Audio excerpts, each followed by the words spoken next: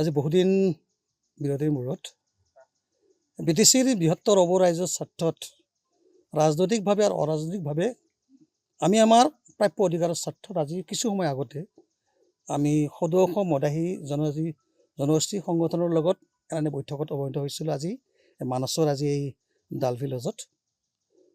তো আমাৰ এই দুটা দুই তিনিটা বস্তুৱে আমাৰ ইয়াত গুৰুত্বপূৰ্ণ পালে যে অনাগত দিনত মদাহী জনগোষ্ঠী আৰু অবৰো সুৰক্ষা সমিতিয়ে বৃহত্তৰ অব ৰাইজৰ স্বাৰ্থত মদাহী জনগোষ্ঠী হিচাপে তেওঁলোকে যিখিনি STৰ যিখিনি সমস্যা হৈ আছে এই গোটেইখিনি সমস্যা উত্তৰণৰ ক্ষেত্ৰত লগতে আমাৰ মাটি বাৰীৰ সমস্যাৰ ক্ষেত্ৰত যৌথভাৱে ৰাজনৈতিকভাৱে অৰাজনৈতিকভাৱে আমি কাম কৰাৰ কাৰণে সংকল্পবদ্ধ হৈছোঁ। এয়া আমাৰ আজি আৰম্ভণি হৈছে। নিশ্চিতভাৱে তেখেতসকলেও হয়তো কিছু সময় পিছত আমাৰ লগত আহি ইয়াতে যোগদান কৰিব। তেওঁলোক কথাখিনি যোগদান মানে আমাৰ সংবাদমেলত যোগদান কৰি কথাখিনি অৱগত কৰিব। গতিকে এটা কথা স্পষ্ট যে BTCত আমি যিখিনি 22 লক্ষ অনাবৰৰ মাজত বিভিন্ন জাতি জনগোষ্ঠীৰ প্ৰত্যেকটা জনগোষ্ঠীৰে এটা নিশ্চিতভাৱে সমস্যা জড়িত। ইয়াতে আজি ৰাভাসকলৰো সমস্যা আছে, মদাহীসকলৰ সমস্যা আছে, আজি কোচ ৰাজবংশী STৰ সমস্যা আছে, আজি আদিবাসী ভাইসকলৰ সমস্যা আছে, আজি নাথযোগীৰ সমস্যা আছে। কিন্তু এইবিলাক সমস্যাৰ সমাপ্তি কিন্তু কেৱল ৰাজনৈতিকভাৱে নিশ্চিতভাৱে হ'ব। সেই বিগত কিছুদিনৰ ধৰি আমি অবৰ সুৰক্ষা সমিতিয়ে বিভিন্ন ভাগত বিভক্ত হৈ থকা বিভিন্ন অৰাজনৈতিক সংগঠনবিলাকৰ লগত বৈঠকত অৱহিত হৈছোঁ, যাতে অনাগত দিনত আমি ৰাজনৈতিকভাৱে আৰু অৰাজনৈতিকভাৱে এটা যৌথ সংগ্ৰামত দ্বাৰা দি আমাৰ অস্তিত্ব ৰক্ষাৰ সংগ্ৰামখন কিছু আগবঢ়াই লৈ যাব পাৰোঁ।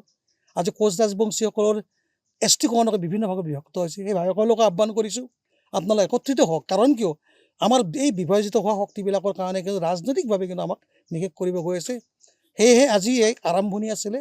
যোৱা বিগত কিছুদিন ধৰি আমি অবৰ সুৰক্ষাৰ ফালৰ পৰা বিভিন্ন দল সংগঠনৰ লগত আলোচনা কৰি অনাগত দিনত ৰাজনৈতিকভাৱে আৰু অৰাজনৈতিকভাৱে আমি আমাৰ অস্তিত্ব ৰক্ষাৰ সংগ্ৰামখন আগবঢ়াই নিয়াৰ স্বাৰ্থত আমি আৰম্ভণি এটা আলোচনা আৰম্ভ কৰিছোঁ। আৰু অনাগত দিনত BTRৰ বিভিন্ন জাতি জনগোষ্ঠীৰ সংগঠনৰ লগত এটা বৈঠক নিশ্চিতভাৱে আমাৰ কম দিনৰ ভিতৰত আমাৰ বৈঠক এটা অনুষ্ঠিত হ'ব। সেই বৈঠকতে আমি চূড়ান্তভাৱে সিদ্ধান্ত ল'ম যে অনাগত দিনত ৰাজনৈতিকভাৱে আৰু অৰাজনৈতিকভাৱে আমি কেনেকৈ আগবাঢ়িব পাৰোঁ। তাৰে আৰম্ভণি হিচাপত আজি মদাহী জনগোষ্ঠীৰ আজি মুৰব্বীসকলৰ তেওঁলোকৰ লগত এটা এলানি বৈঠক হ'ল আমাৰ। এই বৈঠকত তেওঁলোকৰ জাতিগত চাৰ্টিফিকেটৰ আৰম্ভ কৰি মাটিৰ সমস্যা, আমাৰ ভাষাৰ সমস্যা আৰু BTR বিভিন্ন আমাৰ জনজাতি বা জনগোষ্ঠীসকলৰ যিবিলাক ল'ৰা ছোৱালী চাকৰি বাকৰি সমস্যা, সেইবিলাক সমস্যাৰ কেনেকৈ কৰিব পৰা যায় তাৰ কাৰণে বিশদভাৱে আলোচনা কৰা হৈছে। আমাৰ চূড়ান্ত হোৱা নাই যদিও কিছু নিশ্চয় আগবাঢ়ি গৈছে। নিশ্চিতভাৱে আগন্তুক কিছুদিনৰ ভিতৰত আমি নিশ্চয় এটা সুফল পাই কেনে BTR ৰাজপথত আমি অৰাজনৈতিকভাৱে আৰু BTRৰ ৰাজনীতিত ৰাজনৈতিকভাৱে প্ৰত্যক্ষভাৱে প্ৰাৰ্থী যদি প্ৰয়োজন সাপেক্ষে প্ৰাৰ্থী প্ৰক্ষেপ কৰি হ'লেও আমি এই আমাৰ সমস্যাৰ সমাধান কৰাৰ কাৰণে আমি যৌথ আৰু ঐক্যবদ্ধ সংগ্ৰামৰ আমি প্ৰত্যেকটা জাতি জনগোষ্ঠীৰে দলসমূহ আহ্বান কৰিছোঁ।